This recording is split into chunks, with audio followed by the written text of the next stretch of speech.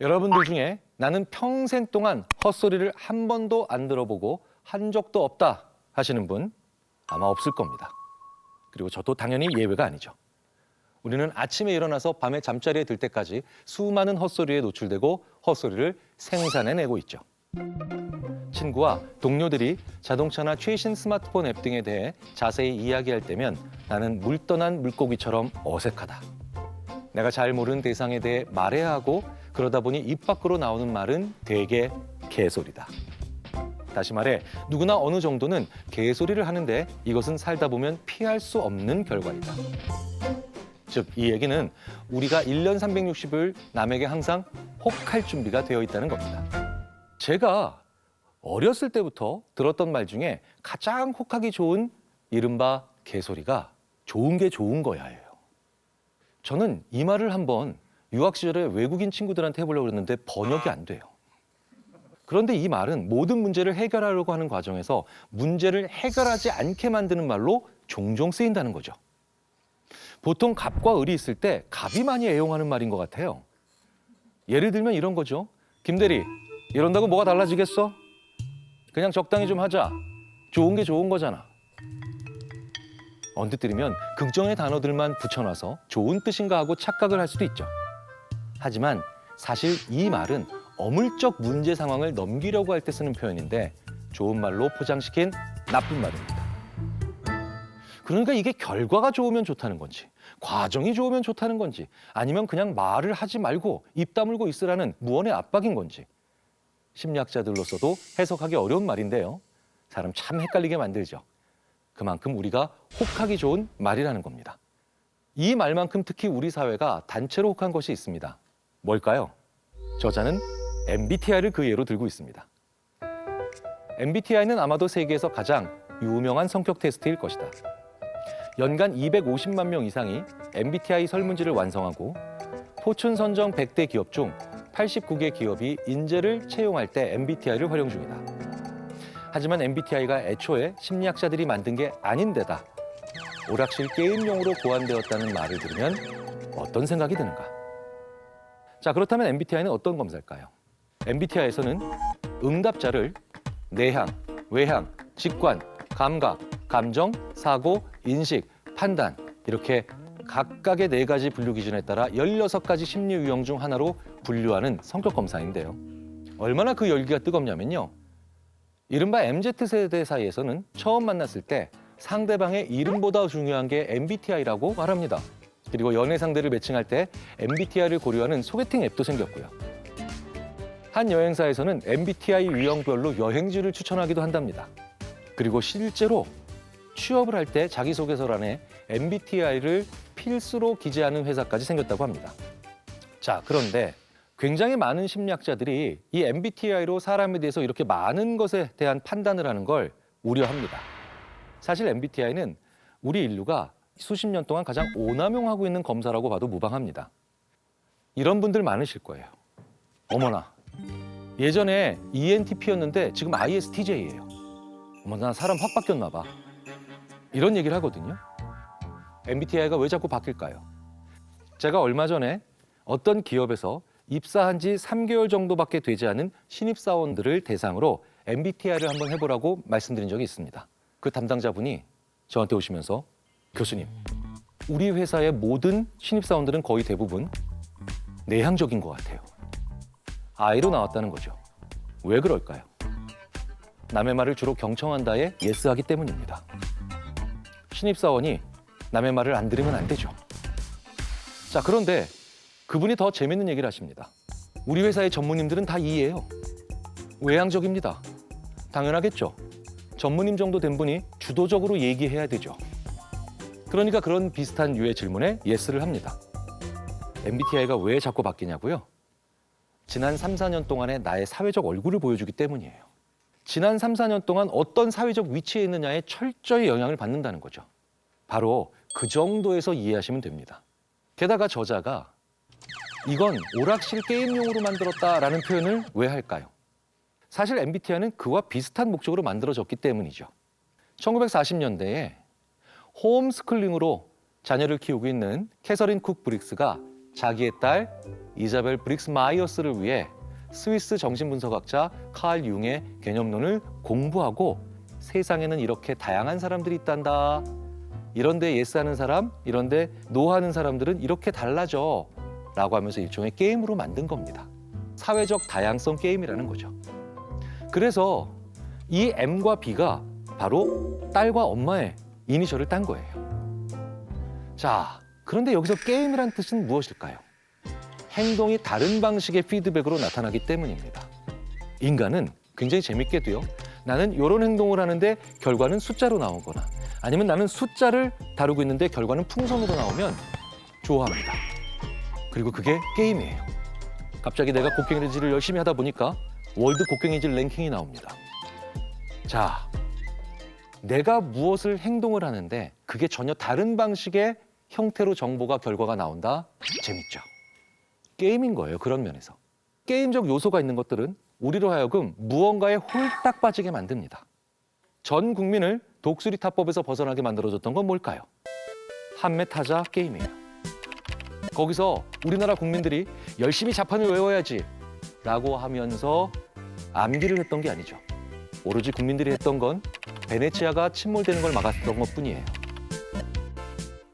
MBTI 역시 나는 문항에 답을 했는데 결과가 4개의 철자로 나옵니다. 그러면서 상대방에 대해서 더 쉽게 알 수 있다라고 하는 느낌까지 주죠. 그래서 더 쉽게 현혹되는 겁니다. 심리학적으로는 내가 지난 3, 4년 동안 어떤 사회적 얼굴을 하고 살았는가 정도에 대한 반추의 역할을 할 수 있겠죠. 그 이상의 맹신은 위험합니다. 과몰입은 이제 그만두셔야 된다는 거죠. 우리가 일상 속에서 개인적으로 교류하면서 상호작용하고 신뢰하는 사람들의 개소리가 우리에게 미치는 영향이 더 크다. 그래서 나는 일상에서 마주치는 여러 유형의 개소리를 구별하는 데 요영한 단서를 고안했다. 그리고 개소리의 꾀는 파리지수라는 명칭을 붙였다. 우리가 영화나 웹툰에 별점을 매기듯 저자는 개소리의 심각성에 따라 개소리의 꾀는 파리지수라는 표현을 하며 이걸 고안해 1마리에서 3마리까지 파리의 등급을 부여했죠. 개소리가 강력할수록 파리가 더 많이 꼬이잖아요. 지독한 배설물일수록 파리떼가 더 꼬이는 걸 같은 이치로 이런 표현을 한 겁니다. 개소리에 꿰는 파리지수는 사용도 간편합니다. 무해하지만 신념이나 불신을 드러내는 듣는 이의 눈을 휘둥그레 만드는 정도에 그치는 개소리는 파리 1마리에 해당한다고 합니다. 이 회사는 여러분의 것입니다. 까마귀가 울면 불길한 일이 생겨. 바로 이런 말들이 1마리에 속한다고 볼 수 있다는 거죠. 듣는 사람 입장에서는 뭐 어리둥절하고 좀 불편할 수도 있겠지만 비교적 해롭지는 않습니다. 그런데 바람직하지 않은 행동으로 이어질 수 있는 개소리는 파리 2마리에 해당합니다. 가장 대표적인 예로는 내가 하면 로맨스, 남이 하면 불륜을 예로 들 수 있겠네요. 하지만 파리 3마리에 해당하는 개소리는 타인의 삶에 부정적인 영향을 미쳐서 잘못된 믿음과 파괴적인 결정을 불러올 수 있는 그런 말들입니다. 바로 이 인물이 떠오르더라고요. 일본 히데의 무능 장군의 대표적 인물 무타쿠치 레냐입니다. 널리 알려진 인물이 아니라 생소하실 텐데요. 그런데 이 무타쿠치 레냐는 2차 세계대전 중에 일본의 패망을 앞당긴 무능 오브 무능의 대명사로 불리죠. 자, 그러면 얼마나 무능했냐? 보급이란 원래 적에게서 취하는 법이다. 포탄은 자동차 대신 소나 말에 싣고 가다가 포탄을 다 쓰면 필요 없어진 소나 말을 먹으면 된다. 그중 그가 한 가장 유명한 희대의 명언, 즉 망언은 전쟁 중 식량 부족으로 고통받는 부하들에게 했던 말입니다. 일본인은 원래 초식동물이다. 이 말의 의도를 들으면요, 아주 기가 막히는데요. 주변에 푸른 산이 많지 않냐? 일본인은 원래 초식동물이기 때문에 길가에 널린 풀을 뜯어 먹으며 진격하면 된다. 말 그대로 개소리 오브 개소리를 남겼죠. 이게 왜 파리 3마리에 해당하는 개소리가 됐냐면요. 부대의 절반 가까운 인원이 독초를 먹고 죽거나 굶주림으로 사망하는 끔찍한 결과를 낳았기 때문입니다. 이처럼 파리 세 마리에 해당하는 개소리를 만나면 여러분은 무조건 눈과 귀를 닫아버리셔야 되겠죠. 현혹되면 큰일 납니다. 아마도 개소리 때문에 실질적으로 치러야 하는 가장 큰 대가는 주로 달갑지 않은 영양을 제거할 때 드는 시간과 노력이 애당초 그 영양을 생성할 때보다 기하급수적으로 커질 수 있다는 것이다. 개소리는 몇 초면 생성할 수 있지만 잘못이라고 입증되기까지는 몇 년이 걸릴 수도 있다. 개소리 때문에 우리가 어떤 심리적 대가를 치러야 하는지 이해해야 한다고 믿는다. 개소리는 우리의 기억, 태도와 신념, 결정에 엄청난 영향을 미친다. 저도 격하게 공감을 합니다. 개소리는 단 몇 초면 입 밖으로 나오죠. 즉 생성될 수 있다는 겁니다. 하지만 이것으로 인한 악영향을 제거하는 데는 수천 배의 비용이 든다는 겁니다. 심리학이 밝혀낸 그 수많은 내용이 잘못된 기억이든 잘못된 정보든 한 번 믿게 되거나 맞다라고 생각하게 되면 그걸 제거하는 게 얼마나 어려운가를 보여주는 실험들이 무수히 많거든요. 인정하고 싶지 않겠지만 이처럼 우리는 많은 개소리에 너무나도 쉽게 흔들리고 무너집니다. 그러니 이 점을 인정하는 태도가 대단히 중요하겠죠. 개소리가 그토록 파괴적인 결과를 초래하는 이유는 개소리를 쉽게 탐지할 수 없다고 명백히 입증하는 연구 결과가 나와 있는데도 우리 자신은, 즉 나 자신은 개소리를 잘 탐지할 수 있다고 믿기 때문입니다. 자, 간단한 실험 한번 해보겠습니다. 꾀꾸라는 단어를 5번 외쳐보세요. 꾀꾸, 꾀꾸, 꾀꾸, 꾀꾸, 꾀꾸. 자, 5번 더 할게요. 꾀꾸, 꾀꾸, 꾀꾸, 꾀꾸, 꾀꾸. 자, 여기서 문제 드리겠습니다. 이 꾀꾸가 무슨 뜻일까요?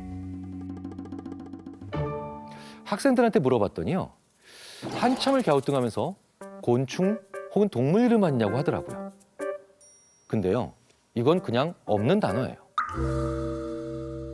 우리가 그냥 10번 반복해서 외치니까 뭔가 있는 것처럼 느껴진다는 거죠.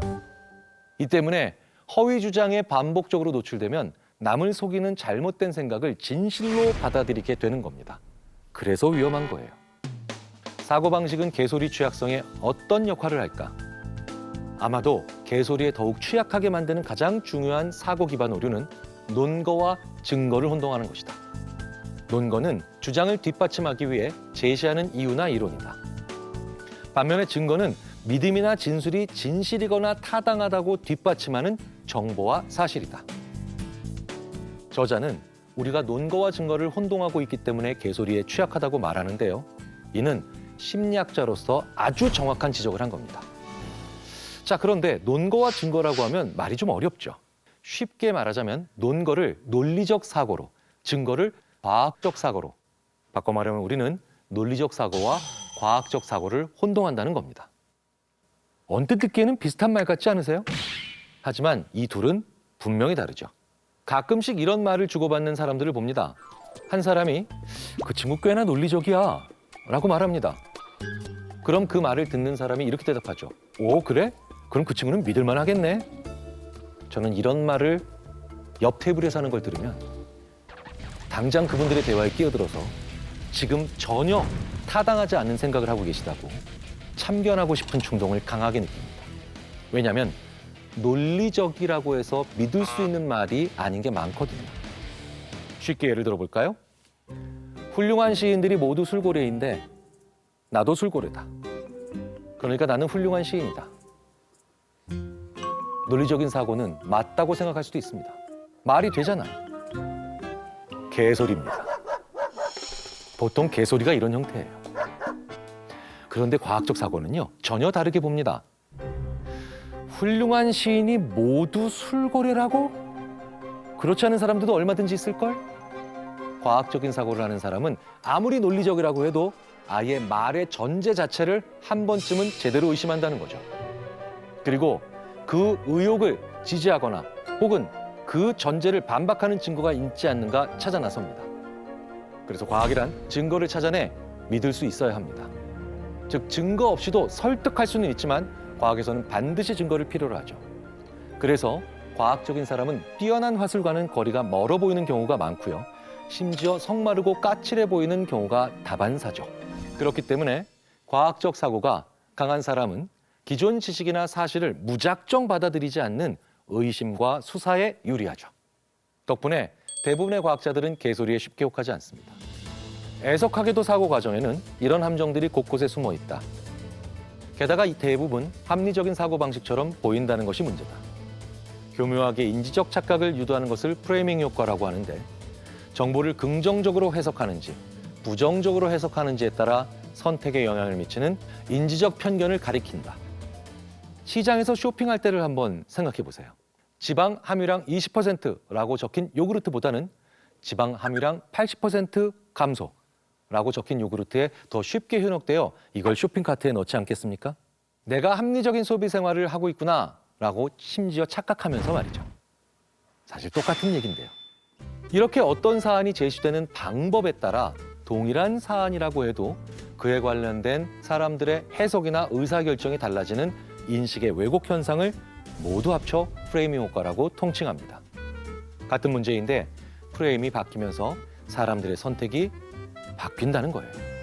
그런데 저자가 이 프레이밍의 효과를 가지고 이 책에서 얘기하고 싶은 건 우리가 멍청해서 개소리에 당하는 게 아니라 즉 인간의 본성 때문이라는 겁니다. 우리는 합리적으로 선택한다고 착각할 뿐이라는 거죠. 이처럼 개소리는 사람들의 사고를 불완전한 정보에 집중시키거나 실제로 존재하지 않는 것에 집중시켜 기만적인 인지적 착각을 일으키는 겁니다. 그래서 우리가 개소리에 혹하게 되는 거고요. 기분은 타인의 개소리를 믿거나 믿지 않을 가능성을 얼마나 좌우할까? 사람들은 정보에 대한 감정적 반응에 근거해 정보의 정확성을 평가하는 경향을 보인다. 또한 사람들은 결정의 결과에 대한 감정적 반응을 근거로 결정이 옳은지 틀린지 인식하는 경향이 있다. 2001년 9.11 테러 사건이 일어난 날 대학생들에게 9.11 테러 사건 발생한 걸 처음에 누구한테 들었지? 뉴스 나올 때 어디에 있었어? 그때 옆에 누구랑 있었나? 라며 육하 원칙에 근거해서 이런저런 질문을 심리학자들이 했죠. 그리고 6개월 뒤에 9.11 테러 사건이 일어난 날에 물어봤던 같은 질문을 다시 합니다. 놀랍게도 절반 가까운 답들이 불일치합니다. 뭐 반년이 지난 뒤 물어봤으니까 기억이 틀릴 법도 하겠죠. 그런데 여기서 놀라운 건 학생들 대부분이 자기 기억이 100% 맞다고 우기기 시작하고요. 심지어는 보여줘도 인정을 하지 않는 경우도 있습니다. 왜 그러는 걸까요? 학생들의 주장은 9.11 테러 사건이 너무 충격적인 사건이었기 때문에 그 당시에 있었던 모든 일의 기억들이 생생하다는 거예요. 인간은 자신의 기억이나 자기의 판단이 맞는다라고 판단할 수 있는 근거로 생생함을 사용합니다. 즉, 생생한 기억은 맞고 정확하다라고 판단한다는 거예요. 하지만 심리학에서 생생하다는 것은 그날의 감정을 몸만 기억했을 뿐 뇌까지 기억했다는 말이 아니라는 거예요. 그러니까 감정적 반응의 한 종류가 생생함일 뿐이라는 겁니다. 그래서 제가 자주 드리는 말씀이 감정적으로 흥분했을 때 내린 판단은 대부분 틀린 것이다라는 거죠. 그런데요, 내린 판단이 감정을 불러일으킨다, 나를 확 올가맨다, 심지어 나에게 소름 돋게 한다, 이건 대부분 맞습니다. 직관이 발동한 거기 때문이죠. 하지만 안타깝게도 대부분의 사람들은 이걸 거꾸로 생각하고 있다는 겁니다. 예를 들어보겠습니다. 자전거를 열심히 탄 후에는 당연히 심장박동수가 증가하죠. 따라서 신체적 흥분이 일어난 상태입니다. 그 이후에 찡그린 얼굴 혹은 활짝 웃는 얼굴을 보여주면 평온한 일반적인 상태에서 같은 얼굴을 보게 하는 경우보다 훨씬 더 그 두 얼굴을 비호감 혹은 호감형으로 각각 판단하는 경향이 증가합니다. 우리가 매우 비호감인 사람들이거나 매력적인 사람 중 어느 사람을 만나더라도 심장박동은 평상시보다 좀 더 증가하는 것이 일반적이죠. 그런데 이 실험에선 두 얼굴을 볼 때 이미 자전거를 오래 탔기 때문에 심장박동수가 증가 있는 상태입니다. 그러니까 자기의 신체적 상대를 상대방 얼굴에 대한 비호감 혹은 호감도 판단에 전염시켜버린 셈이 되는 거예요. 따라서 어떤 식으로든 직전의 정서적 흥분은 무관한 지금의 판단에 영향을 미치게 되어 있는 겁니다. 즉, 이렇게 두근거리는 상태에서 내린 판단은 대부분 틀린 판단이지만 판단을 내렸는데 두근거린다. 이건 꽤 괜찮은, 아니 가장 괜찮은 판단일 수도 있겠죠. 그리고 우리는 이런 걸 직관이라고 부릅니다. 이 실험은 4, 5살짜리 아이들을 가혹한 딜레마에 빠뜨린 실험으로 유명하죠. 실험은 간단합니다. 탁자에는 마시멜로 1개와 종이 놓여 있었고 아무 때나 종을 울려 실험 진행자를 부르면 그 마시멜로를 먹을 수 있었습니다. 그리고 실험 진행자가 올 때까지 먹지 않고 참으면 1개를 더 준다고 말하죠. 원하는 때에 작은 보상을 받을지 힘든 상황에서 15분을 기다렸다가 더 큰 보상을 받을지 선택해야 하는 상황에 아이들을 던져놓은 것입니다. Okay, sit in that chair. All right, here's the deal. Marshmallow for you. 방 안에는 장난감이나 책, 그림 등의 아이의 주의를 빼앗을 물건은 전혀 없고 이 상황을 실제 녹화를 했습니다. 녹화 영상을 본 사람은 누구나 폭소를 터뜨렸다고 합니다.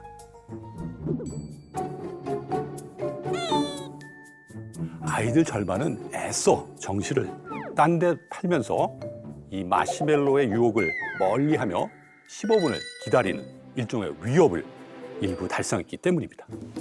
How'd you do? Should I tell you to give you another one? 이 간단한 실험은 만족지연이라는 키워드와 함께 전 세계에 알려지고 중요한 것은 그 이후 이어진 연구인데요. 이들 참여자 표본을 추적해 10년 간격으로 다양한 척도로 그들을 평가한 결과 4, 5살 나이의 그 아이들이 얼마나 더 오래 기다렸느냐에 따라 청소년기의 사회적 관계를 얼마나 잘 형성했는지가 차이를 보였고 나아가 대입 시험 성적도 달랐다. 그들이 27살에서 32살이 됐을 때는 더 오래 기다렸던 아이들이 더 낮은 체질량 지수와 더 나은 자아 존중감을 보여줬고 목표를 더욱 효과적으로 추구했으며 좌절과 스트레스에 더 잘 대처했겠다. 관련 연구가 줄을 이어 세계 전역의 신문과 잡지, TV 방송들이 앞다투어 마시멜로 테스트와 관련 연구를 소개함으로써 세계는 마시멜로 열풍에 휩싸일 정도였습니다. 하지만 이렇게 이 실험이 유명해지다 보니 이 테스트에 대한 오해도 많이 생겨났습니다. 수석연구원 마이어러가 내게 연락을 취해왔다. 그녀의 4살 배기 아들이 만족을 지연하지 못하고 당장의 한계에 무너진다는 것이다. 그녀는 매우 탁월한 과학자였음에도 불구하고 내가 보고한 상관관계를 잘못 해석한 셈이었다. 다시 말해서 아들이 만족을 지연할 수 없다면 그것은 곧 그 아이의 끔찍한 미래를 의미하는 것이라고 생각한 것이다. 아마도 TV에서 본 테스트를 집에서도 해보고는 바로 집어먹는 모습에 우리 아이가 너무 참을성이 없는 게 아닌가. 나중에 공부를 못하면 어떡하지? 고민했던 분들이 많이 계실 텐데요. 아마도 이러한 오해는 불명확한 미래에 대해서, 즉 아이가 미래에 얼마나 성공적인 삶을 살 수 있는지에 대해서 지금 당장 알고 싶어하는 어른들의 욕구가 원래 연구가 담고자 한 의미를 변질시킨 것이죠. 결론부터 말하자면 애초에 저자가 자제력 연구를 통해 밝히고자 한 것은 잘 될 만한 아이들은 태어날 때 정해져 있다는 의미가 아닙니다. 그보다는 자제력을 키움으로써 훗날 더 나은 삶을 살 수 있다는 것입니다. 마시멜로를 즉시 먹지 않고 기다렸다가 1개 더 얻은 아이들의 공통점은 무엇이었을까요? 관심을 딴 데로 돌렸다는 것입니다. 먹을까 말까 마음속에서 일어나는 갈등과 스트레스를 누그러뜨리기 위해서 말이죠. 아이의 검지가 종 위를 맴돌았다. 닿을 듯 말 듯, 닿을 듯 말 듯. 그러더니 갑자기 접시와 종이에서 시선을 거두며 고개를 획 돌리고는 히끅거리기 시작했다. 마치 자신이 몹시도 재미난 어떤 일이라도 한 것처럼 주먹으로 입을 막으며 터져나오려는 웃음을 참아냈다. 아이의 얼굴은 자기 만족적인 미소로 환하게 빛났다. 아이들은 상상력을 동원해 재미난 딴짓을 함으로써 힘든 상황을 좀 더 쉽게 견딜 수 있는 상황으로 바꿨습니다. 마시멜로가 눈앞에 있는 게 아니고 사진 속에 있다고 생각하기도 하고요. 웃기고 괴상한 표정을 지어보거나 코나 귀를 파기도 합니다. 관심 돌릴 데가 없으면 아예 엎드려 잠을 청하기도 하는 등 유혹을 외면했는데요. 그래서 연구팀은 아이들의 상황에 따른 자제력의 차이를 더 알아보기로 했습니다. 첫 번째 실험에서는 아이가 선택한 보상을 접시에 올려놓고 잘 볼 수 있게 했습니다. 그 다음엔 조건을 바꿔 접시 아래에 놓아 잘 보이지 않게 했습니다. 아이들은 어떤 조건일 때 어려움을 겪었을까요? 짐작하셨듯이 보상이 눈앞에 보일 때 유혹이 훨씬 더 커져 아이들에게 더 큰 시련을 안겨주었고, 그 차이는 놀라울 정도였는데요. 평균적으로 눈앞에 보상이 보일 때보다 거의 10배나 오래 기다렸던 것입니다. 여러분은 마시멜로를 보면 어떤 생각이 드나요? 쫀득쫀득하다, 달콤하다, 녹아내린다, 맛있다 등의 단어가 떠오르시나요? 아니면 하얗다, 둥글둥글하다, 두툼하다, 구름 같다 등의 단어가 떠오르시나요? 두 번째 실험에서 연구팀은 마시멜로 테스트를 할 때 아이들에게 두 가지 생각을 하도록 유도했습니다. 한 무리의 아이들에겐 보상의 뜨거운 측면, 즉 식욕을 돋우는 매력적인 특질을 생각하도록 자극했습니다. 그리고 다른 아이들에게는 차갑게 생각하도록 마시멜로를 둥그런 뭉게구름처럼 상상해보라고 유도했습니다. 결과는 어떻게 됐을까요? 마시멜로가 쫀득쫀득하고 달콤하다고 생각한 아이들보다 뭉게구름 같다고 생각한 아이들이 평균 2배나 오래 기다렸습니다. 결국 기다리는 특정한 보상에 대해 뜨거운 생각에 빠져들면 만족을 지어나기가 거의 불가능하다는 의미다. 그리고 이 결과들은 아이들 자체의 특성에 따른 것이 아니라 상황에 의한 것이라는 점도 알아냈다. 원하는 것에 대해 뜨겁게 생각하도록 유도됐을 때 기다리지 못했던 아이들도 차갑게 생각하도록 자극했을 때는 쉽게 기다릴 수 있었다. 중요한 점은 이것이 어른들에게도 그대로 적용된다는 사실입니다. 어떤 사람들은 유혹을 참지 못하고 어떤 사람들은 유혹 앞에서 자제력을 발휘하는 건 우리 뇌 안에 두 가지 시스템이 작용하기 때문입니다. 만약 자극을 정신적으로 상징하는 방식으로 바꿀 수만 있다면 사람들은 자제력을 발휘할 수 있고, 그럼으로써 뜨거운 자극에 희생양이 되는 일을 피할 수 있다. 그 힘은 전전두 피질에 존재한다. 활성화되기만 한다면 거의 무한한 방법으로 유혹적인 자극을 시키는 힘, 자극을 평가하는 방식을 바꾸는 능력이 그곳에서 시작된다. 미셸 박사는 이것을 뜨거운 충동 시스템과 차가운 억제 시스템이라고 말하는데요. 대뇌 변형계에서 작용하는 뜨거운 충동 시스템은 반사적이고 즉각적인 반응을 불러옵니다. 마시멜로를 덥석 먹게 만들고 끊은 지 며칠 안 돼 담배를 다시 찾게 이끌고, 또 순간의 성적 충동을 이겨내지 못해 범죄를 만들죠. 이에 반해 뇌의 전전두 피질에 자리한 차가운 억제 시스템은 인지적이며 복합적이고 뜨거운 충동 시스템에 비해 상대적으로 느리게 활성화됩니다. 이 차가운 억제 시스템은 자기 통제 노력과 미래지향적인 결정에 매우 중요한 역할을 하는데요. 차가운 억제 시스템은 유아원 시절과 초등학교 시절 초기 몇 년에 걸쳐 서서히 발달하고 점진적으로 활발해지며 20대 초반은 지나야 완전히 성숙해진다고 미셸 박사는 주장합니다. 그래서 어린이와 청소년의 자제력이 길러지는 시기에 대한 중요성을 강조하고 있는 것이죠. 이 뜨거운 충동 시스템과 차가운 억제 시스템은 하나가 강해지면 하나는 약해집니다. 그렇다면 우리의 뜨거운 충동 시스템은 강화시키고 차가운 억제 시스템은 약화시켜 우리를 유혹에 무릎 꿇게 만들도록 하는 것들은 무엇이 있을까요? 저자인 월터 미셸 박사는 가장 큰 영향을 주는 것으로 스트레스를 꼽습니다. 오늘날 우리는 스트레스 속에 살아간다는 겁니다. 제가 수업 시간에 인용한 사례가 있는데요. 과천에서 명문대를 다녔던 대학생이 부모를 살인하고 시체를 유기했던 사건입니다. 이 대학생의 어머니는 명문여대 정치학과를 졸업한 후 엘리트 군 장교 남편을 만나 영부인이 되고 싶다는 꿈을 꿨다고 합니다. 실제로 군인 남편을 만나 결혼했지만 남편의 계급은 기대에 못 미쳤습니다. 때문에 부모는 좌절된 꿈을 자식을 통해 이루고 싶은 욕구를 가졌고, 이로 인해 아들들을 질책과 훈육으로 철저히 통제하며 공부를 강요했는데요. 큰아들은 이런 부모에게 자신의 의사를 표현하고 반항하였지만, 소심한 둘째 아들은 늘 부모의 통제를 묵묵히 받아들이고 속으로 삭히기만 했습니다.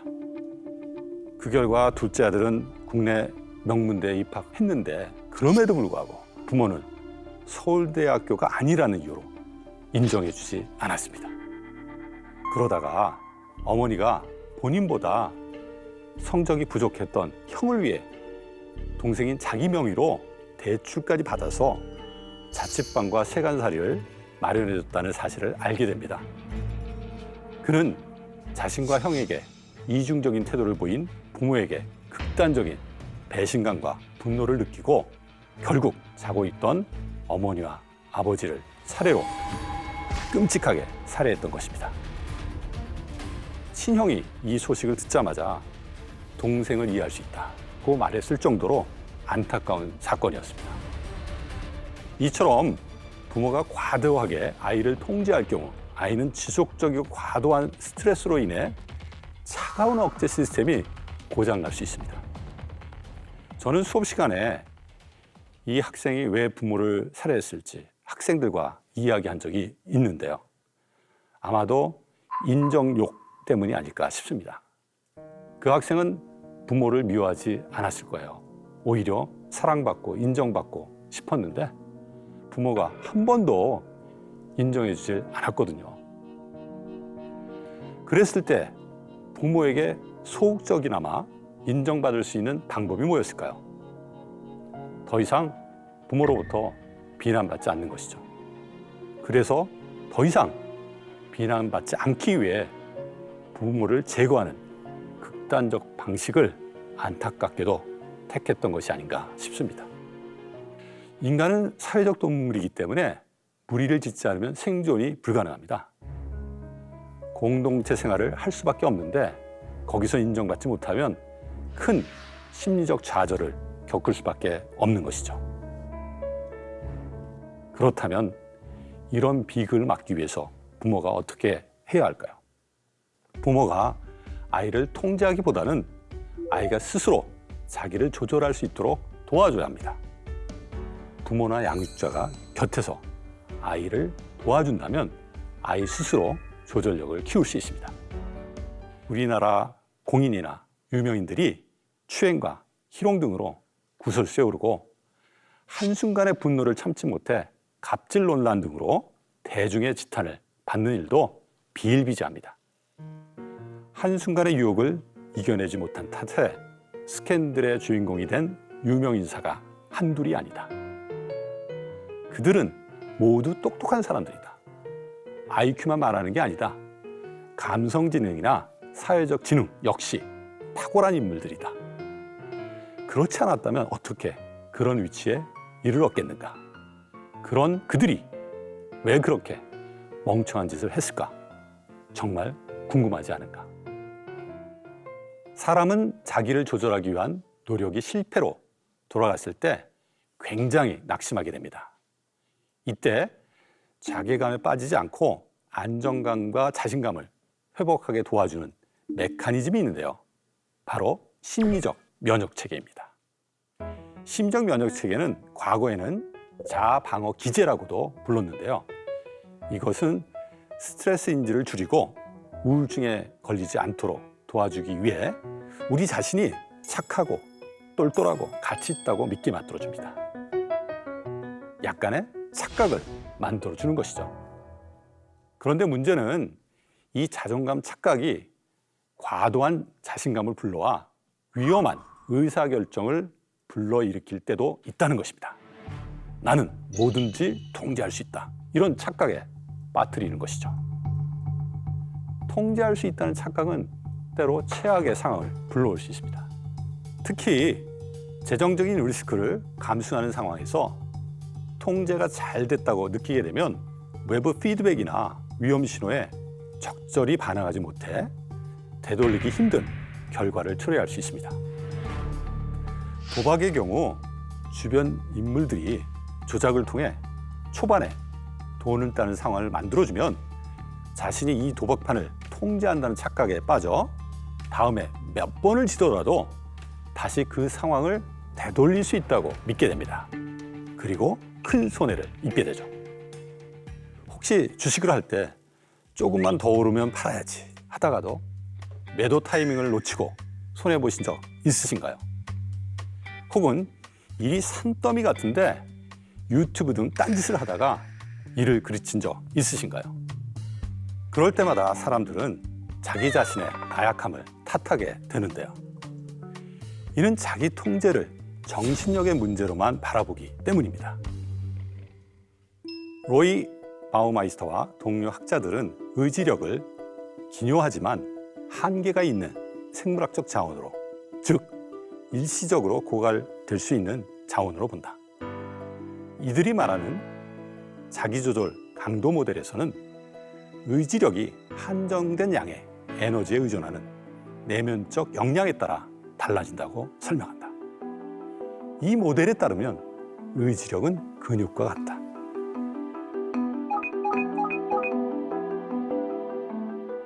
의지력이 근육과 같다는 것은, 즉 인간이 가진 자제력은 고갈되기 쉬운 소모성 자원이라는 뜻인데요.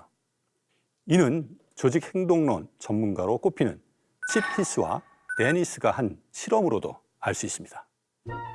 이 실험의 1단계에서는 배고픈 상태의 대학생들을 대상으로 한 팀은 초콜릿 쿠키를 먹도록 허용하고 다른 한 팀은 초콜릿 쿠키를 냄새는 맡지만 먹지는 못하게 하는 대신 물을 먹게 하였습니다. 2단계에서는 이들에게 풀기 힘든 어려운 퍼즐을 제공해서 이들이 얼마나 오랫동안 참고 이 퍼즐 풀기를 수행하다가 포기하는지 이를 조사했는데요. 그 결과 쿠키팀은 그 퍼즐을 19분 동안 풀기 위해 노력했고 문제를 해결하기 위해 34번의 성의 있는 시도를 수행했다고 합니다. 반면 무팀은 쿠키팀이 소비한 시간의 절반에도 못 미치는 8분 후에 포기했고 가까스로 19번을 시도했을 뿐이라고 합니다. 헬스클럽에서 벤치프레스를 할 때와 같은 원리이다. 첫 번째는 들어올리기가 쉽지만 횟수를 거듭할수록 근육은 지치게 되고 마침내 더 이상 역기를 들어올릴 수 없게 된다. 무팀은 먹고 싶은 쿠키의 유혹에 저항하느라 이미 자제력을 써버린 상태였기 때문에 어려운 퍼즐 문제 앞에서 오래 버티기가 힘들었던 것입니다. 적응해야 하는 상황이 일상적 상황과 다를수록 사람들의 자제력은 빨리 소모된다는 것이죠. 미국에 소위 말하는 볼시트 제너레이터, 즉 개소리를 만들어주는 그런 재미있는 사이트들이 있습니다. 그런데 이 사이트들에서 버튼 하나 누르면요, 그냥 아무 얘기나 심오하게 만들어냅니다. 사실은 아무 의미들이 없는 얘기죠. Intuition differentiates into potential reality. 우리말로 바꾸면요, 직관은 잠재적인 현실 안으로 차별화된다. 뭔 말이에요? God is entangled in the mechanics of love. 신은 사랑의 역학관계 속으로 얽혀 있다. 체험 진리는 새로운 인간 관찰과 상호작용합니다. 이단 종교에서 많이 하는 얘기입니다. 심지어는요, 네 번째 문장은 기업에서도 쓸 수 있는 개소리입니다. XML 기법은 본질적인 관측과 불가분의 관계에 있습니다. 회사에서 어떤 사람이 이런 얘기하면요, 사장님이 이럴 수도 있습니다. 좋은 지적이야. 아무런 의미가 없는데요. 네. 그런데 공통점이 있죠. 심오하거나 격조 높은 단어를 아무렇게나 배치했어요. 단어를 살펴보면 직관, 잠재, 현실, 신, 사랑, 역학관계, 체험 진리, 관찰, 상호작용, 본질, 불가분 이렇게 고급스러운 단어들로 모두 다 이루어져 있습니다. 근데 그걸 연결합니다. 물론 아무 생각 없이요.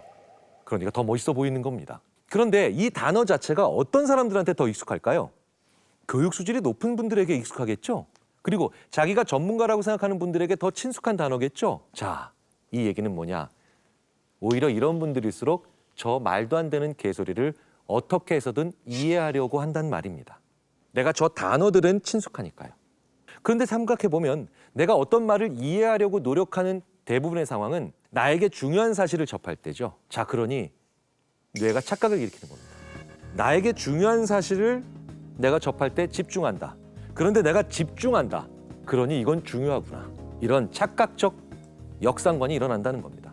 그리고 이건 똑똑하다고 해서 반드시 교육 수준이 높다고 해서 이런 이단적 개소리에 현혹되지 않는다. 그런 건 아니라는 걸 뜻합니다. 교육 수준이 높다는 건요. 특정한 개념이나 특정한 개별 단어에 대한 친숙도가 높다는 것뿐 그걸 연결하는 건 그때마다 다른 일이거든요. 그렇기 때문에 교육 수준과는 상관이 없다는 겁니다. 그걸 너무나도 잘 보여준 캐나다 리자이나대 교수 거든 페니쿡. 심지어 이 거든 페니쿡 교수는요. 이 해리 프랭크퍼트 교수의 불쉿을 그 누구보다도 의미 있게 읽은 그리고 그 책을 가장 많이 인용하는 그런 사람이기도 합니다. 이그 노벨상 수상자이기도 한 이 거든 페니쿡 교수는 개소리에 대해서 어떤 사람이 잘 현혹이 되는가 재밌는 실험을 한 걸로도 유명합니다. 이른바 bullshit receptability, 개소리 수용성이죠. 이 개소리 수용성이 높은 사람들이 누구냐? 생각의 깊이가 낮은 사람입니다. 그러니 거든 페니쿡 교수는 여기서 이런 분들에게 일침을 놓는 거죠. 얇고 넓게 하는 사람들. 바로 이런 분들이 첫 번째로 위험하다는 거죠. 그리고 두 번째로 많이 배웠지만 지적인 수준이 낮은 사람들. 아니 많이 배웠다는데 어떻게 지적인 수준이 낮아? 지식과 지혜는 다르거든요. 특히 유동지능이 약한 사람들이 개소리에 쉽게 빠지고 그리고 쉽게 믿는 경향이 강한 걸로 나옵니다.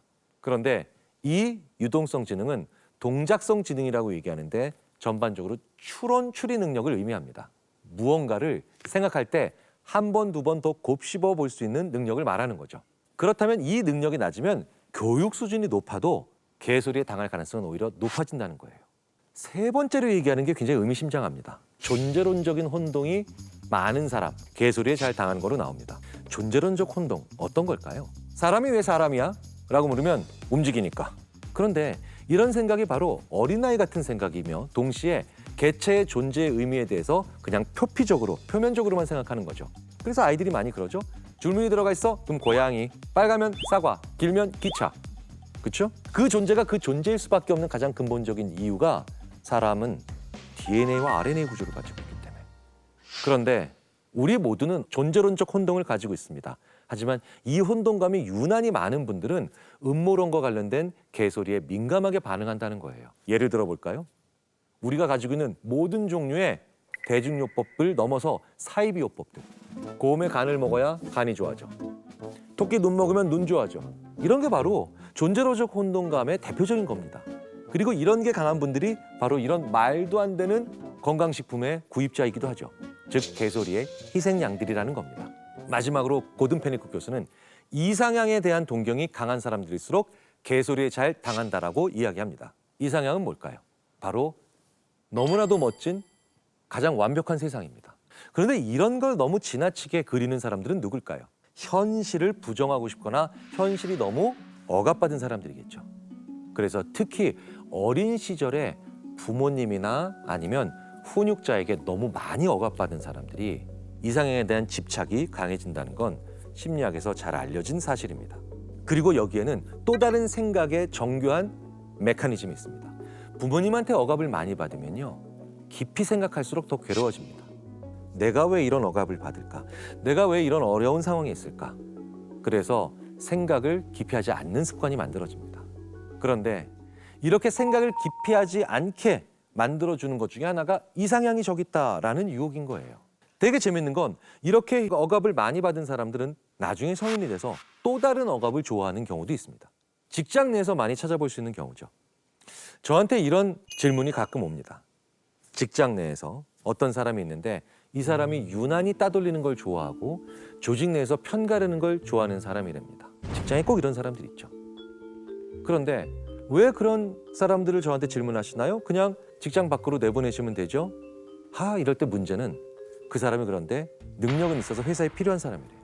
직장에 필요한 사람인데 꼭 직장 내에서 그렇게 시간만 나면 누군가를 따돌리고 그리고 편을 가른답니다. 자, 그런데 이런 경우에 그 사람을 자세히 관찰해 보면 이 사람 자신이 따돌림을 당할까 봐 너무너무 두려워하는 마음이 큰 경우가 많습니다. 대부분 과거에 따돌림의 희생양이 된 경우가 많다는 거죠. 그래서 이분들은 따돌림 받지 않기 위해서 내가 더 친사회적으로 가는 긍정적 전략을 취하기도 하지만 그분들 중에 일부는 즉 내가 고립되는 상황을 원천봉쇄하겠다는 매우 그릇된 신념을 가지고 있는 경우도 있습니다. 자, 그렇다면 이런 사람을 막을 수 있는 방법이 뭐겠습니까? 의외로 그 사람을 아주 강하게 구속해 주는 거예요. 굉장히 권위주의적인 상사를 붙여서 그 사람을 강하게 다스리는 그런 상황을 만들어 보면 그 사람은 오히려 구속됐으니 뭡니까? 그 옆에 있는 소속감을 같이 느끼게 됩니다. 그래서 이 소속감이 고립될 수 있다라고 하는 불안을 상당히 해소시키는 아주 재미있는 일종의 맞불 백신 효과가 나오는 거예요. 그래서 불안이 강한 사람일수록 타인 혹은 사회가 오히려 자기를 어느 정도 구속해 주기를 원한다고 하죠. 어떻게 이런 개소리가 존재할까? 히틀러의 개소리에는 두 가지 축이 있습니다. 첫 번째는 여성, 장애인, 그리고 그 외의 모든 소수자들에 대한 증오. 그리고 두 번째는 나쁜 방법이나 나쁜 수단에 대한 강한 정당화. 히틀러는 엄격한 아버지 밑에서 자라 학대를 당했다고 전해지죠. 원하는 미대 진학에 실패하기도 했고요.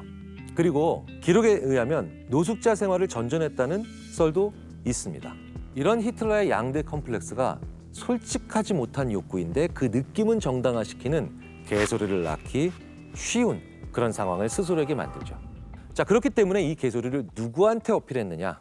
독일의 다수에 해당하는, 즉 나는 다수에 해당하는 사람이라고 생각하지만 여전히 불안하고 혼란스러운 자, 그들에게 어필한 거죠. 그리고 더 강해지고 싶은데, 더 세지고 싶은데 그 방법을 잘 모르겠던 사람들, 이런 사람들에게 또 어필했겠죠. 하지만 잘 살펴보면 솔직하게 표현하는 걸 싫어하는 소위 말하는 위선적인 사람들에게 어필했던 겁니다. 이 솔직함을 히틀러는 진심으로 그들에게 개소리를 하면서 자기의 목표를 이뤄나갔던 겁니다. 왜냐하면 사람들은 히틀러의 진심을 봤거든. 히틀러가 투표로 정권을 잡았습니다. 구테타로 정권을 잡은 게 아니라는 거예요. 자, 그렇다면 여기서 우리는 선거에서 어떤 사람을 뽑는지 한번 생각해 볼 필요가 있죠. 2004년 최악의 선거로 꼽힌 대선이 있었습니다. 공화당의 조지 부시와 민주당의 존 케리가 치렀던 2004년의 미국 대통령 선거는 당시에 부시가 2001년 9.11 테러 이후 전쟁을 일으키면서 국내의 많은 여론이 부정적으로 변하고 심지어 침팬지가 나와도 이긴다라고 생각한다라는 정도의 부시에게 불리한 선거였습니다. 그런데 결과는요, 부시가 이겼습니다. 재선에 성공했던 거죠. 그 이유를 찾기 위해서 텍사스 대학의 저명한 언어분석 심리학자 제임스 페니베이커 교수가 부시와 캐리의 연설 언어를 분석해 본 적이 있습니다. 그리고 이 분석 결과로 인한 논문은 많은 연구자들에 의해서 회자가 되죠. 당시 존 캐리의 참모들은 따뜻한 이미지를 위해 나라는 단어 대신 우리라는 단어를 더 많이 사용하라고 조언했습니다. 당시 캐리는 부시에 비해서 우리를 2배 정도 그래서 더 많이 사용하죠. 그런데 이게 패배의 원인이 됐습니다. 페니베이커 교수에 의하면 우리라는 단어는 정치인이나 권위자가 사용할 경우 아주 차갑고 딱딱하며 감정적으로 멀게 느껴진다는 그런 효과를 가집니다. 그런데 어떤 사람이든 1인칭 단수 대명사인 나의 사용 빈도가 높을수록 그 사람이 약간 거만해 보일 수도 있고 그 사람이 약간 자기중심적이다라고 느낄 수는 있겠지만 어쨌든 진정성은 높다라고 느낀다는 거예요. 왜냐하면 무언가를 말할 때 우리라는 게 아니라 나의 이야기를 하기 때문입니다. 그래서 사과를 받을 때 우리 회사를 대표해서 사과드립니다라는 말에 사람들은 진정성을 못 느낍니다. 그런데 제가 사과드립니다라는 말에 사람들은 더 진정성을 느낀다는 거죠. 부시가 더 매력 없는 개소리 혹은 헛소리를 더 연설문에 많이 담았던 걸로 나옵니다. 하지만 사람들은 그게 부시의 진심이라고 느꼈던 거죠. 말도 안 되는 얘기를 하더라도 진정성 있게 하면 선거에서 유리하다는 거예요. 그렇다면 우리가 거짓말보다 왜 개소리에 더 관대한지 이유가 나오죠. 우리는 사람을 볼 때 뭘 보나요? 진정성을 봅니다. 진정성이 있다는 것은 솔직하다는 거죠. 그런데 솔직하다라는 것은 진심이 담긴 좋은 사람이라고 하는 가정을 너무 쉽게 해온 탓입니다. 진심이다와 선하다 혹은 진심이다와 좋은 것이다라는 가정이 너무 쉽게 이루어져 왔다는 거예요. 그런데 진심으로 나쁜 말 하는 사람도 있겠죠. 진심으로 이상한 얘기하는 사람도 있을 거 아니에요. 바로 그게 개소리가 제일 무서운 이유입니다. 그런데 잠시 다른 이야기를 하자면요. 제가 박사학위를 받고 당시 이 페니 베이커 교수의 연구실에 연구진으로 있었습니다. 이른바 포닥, 박사후 연구원이죠.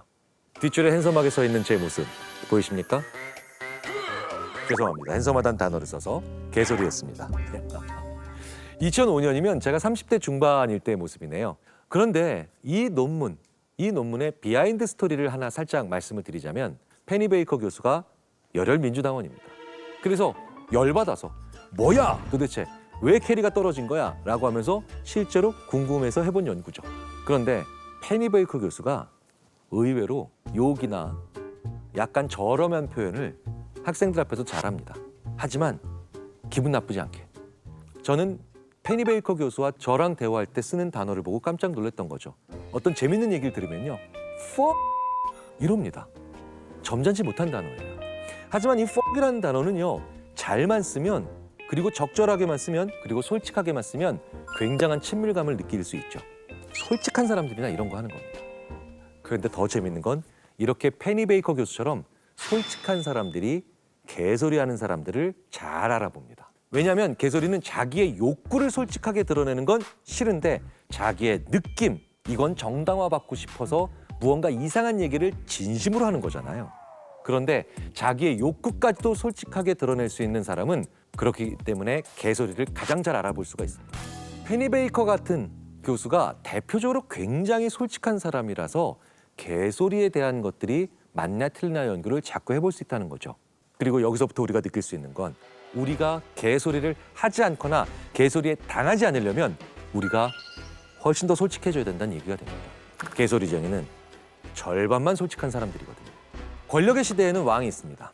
그리고 항상 우리는 그 밑에 간신이 있었다는 걸 볼 수 있죠. 간신은 어떤 사람들인가요? 자기의 이득을 위해 거짓말하는 사람들입니다. 하지만 개소리쟁이들은 지금까지 얘기된 내용에 기초해보면 간신이 아니죠. 진심 어린 말을 하잖아요. 우리는 지금까지 참을 얘기하는 사람, 거짓을 얘기하는 사람으로만 인간을 구분해 왔습니다. 그래서 간신과 충신밖에 구분을 안 했어요. 그런데 개소리쟁이들 중에 상당수는 충신의 모습을 하고 있습니다. 진심이니까요. 이런 상황을 기업에서 많이 봤습니다. 아랫사람들이 보기에는 진짜 말도 안 되는 헛소리입니다. 그런데 이런 얘기들을 곧잘 하는데도 늘 승승장구하는 그런 분들이 계세요. 심지어 임원까지 가시는 분도 간혹 있습니다. 그런데 왜 그분들이 승승장구할까요? 그 기업의 CEO가 그 사람을 간신이 아니라 충신으로 생각하기 때문이죠. 개소리하는 충신들의 공통점은 진심으로 이상한 소리를 합니다. 여기에 포함된 게 하나 있는데 장기적으로 보면 아주 안 좋은 수인데 단기적으로는 문제를 해결할 것 같은 말들을 담고 있는 거라 골치 아픈 일을 빨리 해결하고 싶은 리더의 욕구를 잘 건드린다는 겁니다. 책을 보면 이런 구절이 있습니다. 오늘날 개소리의 왁사는 또한 다양한 형태의 회의주의 속에 보다 깊은 원천을 두고 있다. 회의주의는 우리가 객관적 실제에 접근할 수 있는 어떤 신뢰할 만한 방법을 가질 수 있다는 것을 부정한다. 이번에도 역시 실망시키지 않고 프랭크포트 교수는 어렵게 써놨습니다. 그런데 이 얘기를 좀 더 쉽게 풀이하자면 이런 말로 바꿀 수 있을 것 같습니다. 아무 방법 없으니 그냥 빨리 고민으로부터 벗어나자. 즉시 해결하자. 객관적 실제에 접근할 수 있는 어떤 신뢰할 만한 방법이 있을 거다 생각해 보면 문제를 깊게 들여다보고 길게 보고 장기적인 관점으로 생각하게 되잖아요. 그런데 그것에 대해서 그건 불가능합니다 라고 하는 건 무슨 얘기로 돌아가겠습니까? 빨리 고민으로부터 벗어나자. 즉시 해결하자 라고 하는 생각으로 갈 수밖에 없습니다. 잘 생각해 보십시오. 기업에서 이렇게 해도 이 문제는 해결 안 돼. 저렇게 해도 이 문제는 해결할 수 없어. 라고 하면 사업체 포기하자, 해고하자, 이 문제는 덮자. 이런 안 좋은 해결 방안이 쉽고 빠르게 나오게 되어 있습니다. 이 문제를 어떻게든 해결할 수 없고 실제 접근할 수 없다고 생각하면요. 이 문제 자체를 없애버리자고 할 때도 있게 됩니다. 예를 들면 직원들이 대표에게 그냥 싸게 만들어 많이 팝시다. 이게 결국 대표님을 위해서 하는 일이에요. 회사를 위해서 하는 일이에요. 이게 제일 좋습니다. 여기에 뭐가 들어가 있습니까? 빨리 문제를 해결하자가 들어가 있죠. 이렇게 되면 고객들에게 사랑받겠다는 게 없어집니다. 고객들에게 좀 더 사랑을 받아야지라는 CEO의 생각이 점차 약해질 수밖에 없게 된다는 거예요. 그 부하 직원이 혹은 그 충신 같아 보이는 사람이 나를 위해 하는 말 같은데 잘 들여다보면 점점 나로 하여금 고객에게 사랑받을 수 없게 만들어 버린다는 겁니다. 자, 그렇다면 어떻게 해야 될까요? 이렇게 개소리하는 충신을 무력화시키는 방법이 뭐냐는 겁니다. 페니 베이커 교수처럼 솔직해지라는 거예요. 나 고객에게 사랑받고 싶어. 왕도 마찬가지겠죠. 나 아직도 백성들한테 사랑받고 싶다니까? 이렇게 솔직해지면 그 부하 직원이 이제 충신이 아니라 개소리쟁이가 되는 겁니다. 세상에서 가장 나를 위험한 상태로 들어가게 만드는 것 중에 하나가 나의 욕구를 감추는 겁니다. 우리는 이런 사람들이 굉장히 정교하게 다른 사람을 속일 수 있을 거라고 생각하지만 자기 스스로 함정에 빠지기 가장 좋은 방법 중에 하나가 바로 솔직하지 못한 거죠. 책에 이런 구절이 있습니다. 사람들은 대부분 자신들이 개소리를 알아차리고 거기에 현혹되지 않을 정도의 지각은 갖추고 있다고 꽤 자만하고 있다. 우리의 본성은 사실 붙잡기 어려울 정도로 실체가 없다. 다른 사물들에 비해 악명 높을 정도로 덜 안정적이고 덜 본래적이다. 그리고 사실 이러한 진정성 그 자체가 개소리다. 이젠 정신이 혼미해집니다. 너무 어려운 말이 많아서. 그런데 이 느낌, 어쨌든 자만, 실체 이런 문장을 보면서 난 아니야 라고 생각하시는 분 많을 것 같습니다. 그런데요, 우리 모두가 이런 말들을 합니다. 제가 어렸을 때부터 들었던 정말 이해할 수 없는데도 여전히 우리를 계속해서 붙잡고 있는 개소리들 뭔지 아세요? 치킨 먹을 때 날개를 먹으면 바람 핀다고 못 먹게 하는 거예요. 자, 그런데 이 정도는 애정을 표시할 수 있는 재밌는 개소리라고 치자고요. 하지만 이런 믿음이 세지면 그때부터 우리가 약간씩 이상해진다는 거예요. 시험 전날 미역국 먹으면 떨어진다고 생각하세요? 아마 대부분 아니라고 생각하실 겁니다. 자, 그런데 시험 전날 혹은 시험날 아침날 미역국 드세요? 아무도 안 드세요. 자, 그럼 한 가지 더 여쭤볼게요. 결혼식 앞두고 장례식장 가면 내 결혼 생활이 불행해질 거라고 생각하십니까? 그런 정신 나간 말이 어디 있습니까? 라고 생각하시겠죠. 그런데 왜 결혼식 앞두고 장례식장에 안 가세요? 심지어 장례식 상주들이 오지 말라고 하시는 경우도 있죠. 자, 무슨 얘기입니까? 제가 여기서 드리고 싶은 얘기는 이런 자질구레한 근거 없는 소리들 우리들이 다 한다는 겁니다. 해리 프랭크퍼트가 얘기한 것처럼 우리 모두가 어느 정도는 이런 말들에 영향을 받고 심지어 하면서 산다는 거예요. 결국 우리 모두가 개소리장이라고 하는 겸손함이 필요하다는 얘기입니다. 이렇게 안티에이징에 관심이 많은 건 예나 지금이나 다르지 않는 것 같습니다. 우리는 오래 살고 싶은 마음은 굴뚝 같지만 늙고 싶은 마음은 조금도 없으니까요.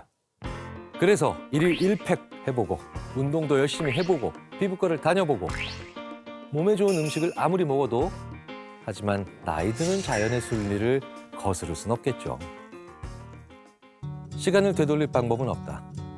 흘러가는 시간에 조금씩 잠식당하며 한 살 한 살 나이 들다 보면 젊음의 활력은 어느새 추억이 된다. 그러다 고질병이 건강과 기력을 좀 먹어갈 때 우리가 할 수 있는 최선은 우아하게 운명을 받아들이는 일 정도다. 병이 찾아오면 현대의학에 몸을 의탁한 채 끝까지 희망을 잃지 않으려 애쓰지만 우리는 시간의 행진을 가로막을 수 없다. 아니, 그런데 정말 불가능한 일일까? 저자인 앨런 랭어 교수는 이 물음에 대한 답을 찾기 위해 요양원 거주 노인들을 대상으로 스스로 더 많이 결정하도록 장려하는 실험을 했습니다. 방문객을 맞이할 장소라든지 요양원에서 보여주는 영화를 볼 것인지의 여부, 본다면 언제 볼 것인지 이런 사소한 것들을 직접 결정하도록 하는 방식이었죠. 더 나아가 각자 돌볼 화분을 선택하고 그 화분을 방 안 어디에 둘지, 언제 얼마나 물을 줄지까지 직접 결정하게끔 했습니다. 대조군 집단 노인들에게는 이런 스스로 결정하라는 주문을 하지 않았죠. 화분은 똑같이 지급되었지만 요양원 직원들이 돌볼 거라고 그렇게만 얘기했거든요. 자, 실험 결과는 어떻게 됐을까요? 스스로 더 많이 결정하도록 장려한 노인들이 더 쾌활하고 활동적이며 민첩해졌음을 확인할 수 있었습니다. 심지어 사망률 또한 대조군의 절반도 안 될 만큼 낮아졌다는 사실에 연구진은 깜짝 놀라고 말죠. 대체 무슨 일이 벌어진 것일까? 나는 이 문제를 노인 집단 대상으로 계속 실험해 보기로 마음먹었다. 학생들과 나는 심리적인 시계를 되돌렸을 때 인간의 생리 상태에 어떤 효과가 나타나는지 알아보기 위해 훗날 시계 거꾸로 돌리기 연구라 불리는 실험을 고안했다. 이 실험에서 우리는 1959년의 세상을 재창조하여 피험자들에게 20년 더 젊은 나이로 살라고 요구할 작정이었다. 마음을 20년 전으로 되돌리면 몸에도 그 변화가 반영될까? 전 세계의 극찬을 받은 앨런 랭어의 시계 거꾸로 돌리기 연구에 서막이 올랐습니다. 1979년 이 연구를 위해 저자는 지역신문과 전단에 이런 광고를 내보냈죠. 광고의 내용은 무료한 일상을 탈출해서 활기찬 노년을 보내자는 것이었으며 총 기간은 6박 7일이었습니다. 지원 자격은 70대 후반에서 80대 초반에 해당하는 남성을 대상으로 했고 모든 경비는 무료로 진행됐죠. 면접을 거쳐 선발된 사람들은 당연히 서 있는 것조차도 힘들어 보이는 얼굴이 검버섯으로 가득한 노인들이었습니다. 이렇게 선발된 노인들은 앨런 랭어 교수 연구진이 1959년도로 거의 완벽하게 꾸며낸 시골 외딴 수도원에서 약 일주일을 보내게 된 거죠. 이들에게 부여된 규칙은 단 두 가지였습니다. 첫째, 20년 전인 1959년이 마치 지금, 즉 현재인 것처럼 말하고 행동하는 것. 단, 그저 단순한 연기가 아니라 실제 그 당시 본인의 모습으로 지내야 한다는 거죠. 정치, 사회, 스포츠 등을 현재 진행형으로 이야기해야 하고요. 매일 밤 1959년에 개봉한 영화와 뉴스 등이 실제로 TV에서 방송됐습니다. 노인들의 반응은 뭐 이런 거라면 얼마든지 할 수 있겠네. 할 일도 별로 없었는데 재밌겠네. 이렇게 꽤 긍정적이었습니다. 그리고 두 번째 규칙이 있죠. 청소, 설거지 등 집안일을 직접 하는 것이었습니다. 왜냐면 20년 전인 1959년에 실제로 그렇게 직접 했을 테니까요. 여기에는 다소 반감을 보였다라고 나와 있습니다. 하지만 거부하면 퇴소해야 하기 때문에 어쩔 수 없이 이 참가 노인들은 느릿느릿 걸음을 떼면서 지팡이에 의지한 채 설거지를 하기도 하고 때로는 서로 도와가면서 빨래를 하기도 했죠. 그런데 노인들은 시간이 지나면서 이 일에도 슬슬 재미를 느끼기 시작한 걸로 관찰되기 시작합니다. 1959년 야구 잡지를 보며 2년 전인 1957년에 다저스가 브루클린에서 LA로 옮겼잖아 라고 자연스럽게 말하기도 하고요. 1959년 개봉작 마릴린 먼로 주연의 뜨거운 것이 좋아를 보면서 올해 영화 중 단연 최고야 라고 엄지손가락을 치켜 올리면서도 전혀 어색해하지 않게 됩니다. 자, 그리고 일주일 후 이 참가자들은 어떻게 변했을까요? 청력과 기억력이 향상되었다. 대부분 좋은 의미로 체중이 평균 1.5kg 늘어났으며 악력도 현저히 향상되었다. 수많은 측정 결과에서 참가자들은 더 젊어졌다. 실험군은 관절 유연성과 손가락 길이, 손 놀림이 월등히 나아졌다. 키, 몸무게, 걸음걸이, 자세도 좋아졌다. 시계를 거꾸로 돌려놓은 참가자들의 외모가 연구 이전보다 이후에 2살 이상 젊어 보인다고 말했다. 놀랍게도 참가자들의 신체 나이가 50대 수준으로 향상된 거죠. 이 연구는 이후 수십 년 동안 노화에 대한 시각뿐만 아니라 한계에 대한 저자 자신의 견해까지 바꾸어 놓게 됩니다. 어떻게 이런 일이 가능했던 걸까요? 저자는 이를 책에서 한 줄로 정리하고 있습니다.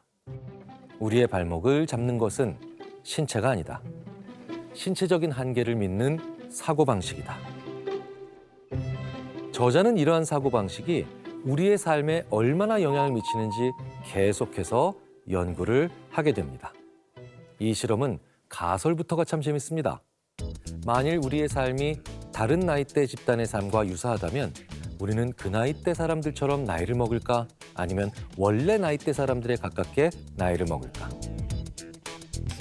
쉽게 말하자면 배우자의 나이가 내 수명에 영향을 미치는지 그걸 알아보는 실험을 한 건데요. 여러분은 어떻게 생각하시나요? 실험 결과 나이 어린 배우자를 만나면 더 오래 살았다는 거죠. 상대적으로 젊은 배우자는 더 늙게 되어 기대 수명보다 일찍 죽는 반면에 나이 든 쪽은 더 젊어지고 기대 수명보다 오래 살았던 겁니다. 그 이유를 저자는 본인의 사회적, 생물학적 시계를 배우자의 나이에 맞추면서 기준이 달라지는 것이 아닐까 추론했는데요. 즉, 우리가 자기 자신을 위해 정보를 구성하는 방식이 실제로 효력을 발휘한다는 뜻이죠. 이러한 현상을 이용해 세대 간의 갈등을 줄이는 방법도 있습니다. 제가 군대에 있을 때 직접 경험했던 에피소드인데요. 저희 부대에 정말 무서운 지휘관이 한 분 계셨습니다. 당시 저는 초급 장교였고요. 그분은 대령이었죠. 그래서 저처럼 젊은 장교들은 그 대령님을 볼 때마다 걸음아 나 살려라 도망가고 숨곤 했습니다. 보기만 해도 무섭거든요. 그런데 어느 날 보고사항이 있어서 그 해당 대령님의 지휘관실을 들어가게 됐는데요. 마침 그분께서 저보고 사진 정리를 좀 도와달라고 하시는 거예요. 네, 알겠습니다 하고 혼자 그분의 예전 사진을 정리하는데 사진을 보니까요. 그분의 소위 계급 시절 사진이 있더라고요. 그런데 사진 속 지휘관은 카리스마 넘치는 현재와는 달리 군기도 바짝 들어있었고요. 솔직히 말씀드릴까요? 굉장히 어리버리한 모습으로 사진에 찍혀 있더라고요.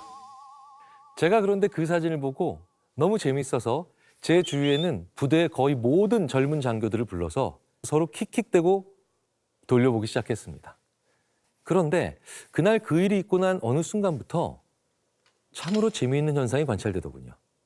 더 살갑게 그리고 더 친밀하게 그 지휘관께 다가가기 시작한 겁니다. 왜냐하면 이 사진 한 장으로 그 지휘관과 지금의 젊은 장교들의 사회적 시계가 같아졌기 때문입니다. 그 지휘관께서도 우리와 같은 소위 계급 시절이 있었다라고 생각을 하고 실제 그 모습을 보니 예전보다 서로 더 묘한 동지감을 느끼게 되더라는 거예요. 그러니 좀 더 친근한 느낌이 드는 건 당연한 거죠. 이를 조금만 더 이용해 보면 어색한 사이에서 좀 더 친밀감을 느끼는 방법 중에 하나가 바로 여기에서 가능합니다. 대표적인 어려운 관계가 고부관계죠. 시어머니, 며느리, 각자 상대방의 중학교나 고등학교 졸업 앨범을 함께 보는 거예요. 그래서 사진 한 장으로 순식간에 두 사람이 같은 나이, 같은 시점으로 돌아갈 수 있게 되죠. 이것도 마찬가지로 사회적 시계가 같아진 겁니다. 이렇게 하면 평소에는 결코 나눌 생각을 못했던 대화들도 상당수가 가능해집니다. 이땐 내가 이 가수 좋아했잖니. 그때는 이런 장난 쳤었어요. 헌팅 장소가 빵집인지 나이트인지 막 이런 거 가지고도 대화를 합니다. 이렇게 사람은 위치나 관점이 비슷해지면 허심탄회한 이야기를 하기가 무척 쉬워지고 오해도 거의 없어지기가 쉽죠.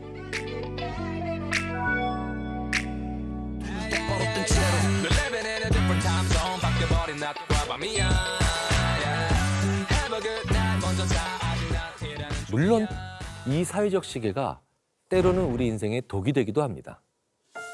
심리학자 버니스 뉴가트는 사람들이 사회적 시계에 크게 영향을 받으며 특정한 행동이나 태도에 어울리는 올바른 나이가 있다는 암묵적인 믿음으로 자신의 삶을 평가한다고 주장한 바 있다. 사실 우리가 알고 있는 일반적인 사회적 시계는 그 나이대에 해야 할 사회적 일들을 은연중에 고정해놓고 지키라고 강요하고 있죠. 보통 우리가 생각하는 삶은 20살에는 대학에 진학해야 하고 30 전에는 취직을 해야 하고 그리고 그 30 즈음에는 좋은 짝을 만나 자녀를 낳아야 한다고 생각합니다. 만약 이러한 사회적 기대보다 그 주기가 늦게 오면 결혼이 늦네, 공부가 늦었네 등의 말을 자연스럽게 듣게 되죠. 그나마 요즘은 점점 이러한 인식이 바뀌고 있다고 해도 아직도 우리는 여전히 이 사회적 시계 속에서 상당 부분을 갇혀서 합니다. 이 사회적 시계 때문에 생긴 가장 최악이자 슬픈 일은 제가 봤을 땐 재수라고 생각이 됩니다.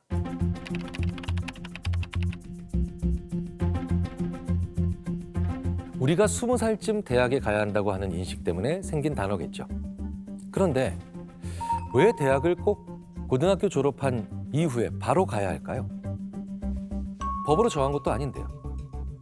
심지어 이 재수란 말은요, 영어로 번역하기도 힘듭니다. 원페일인가요? 한 번의 실패니까요. 그러니까 이 사회적 시계를 잘못 쓰면, 즉 우리가 정해놓은 그 시기에 뭔가를 해놓지 않으면 패배의식을 스스로 느끼면서 열등감마저 만들어내기 십상입니다. 그래서 많은 분들이 나이가 들면 새로운 것을 배우는 것이 늦었다 이렇게 생각하면서 쉽게 포기하곤 하죠.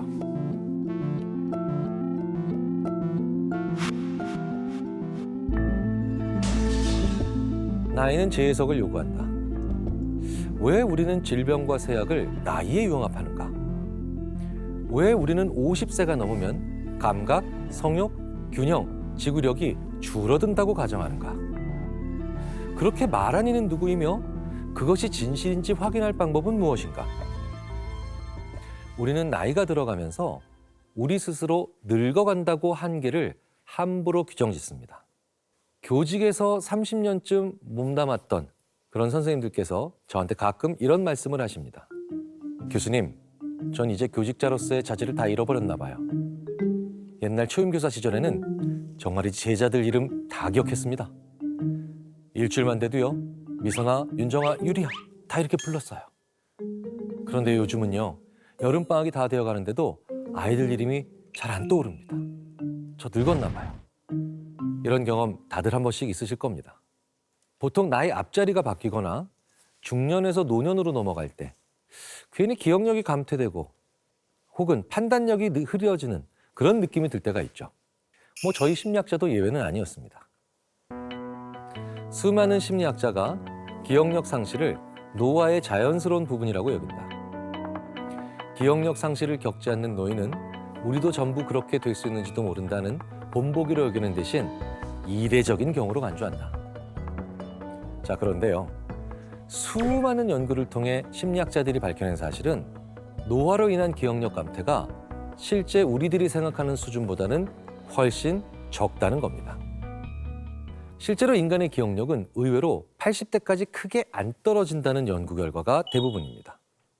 심지어 90대까지도 크게 안 떨어진다라고 하는 연구도 있죠. 물론 뇌라고 하는 생각을 담당하고 있는 장치 자체에 노화나 아니면 퇴보는 있을 수 있습니다. 하지만 우리가 체감하는 것처럼 그렇게 40, 60대를 거치면서 드라마틱하게 기능 자체가 떨어지는 건 아니라는 거죠. 우리의 뇌라고 부르는 하드디스크는 80대까지도 굉장히 건강하고 쓸만한 장치라는 걸 우리가 명심해야 합니다. 그런데 왜 우리는 30대 후반, 40대, 심지어 50대에 들어가면 건망증이 엄청 심해가지고 생각나는 것도 없고 아이들 이름도 전혀 제때 나오지 않는 걸까요? 제가 이에 대한 대답으로 머리에 든 게 많으셔서 그런 거예요 라고 우스갯소리 겸 위로를 드리곤 합니다. 이 얘기는 농담 반이지만 사실 진담도 반인 말입니다.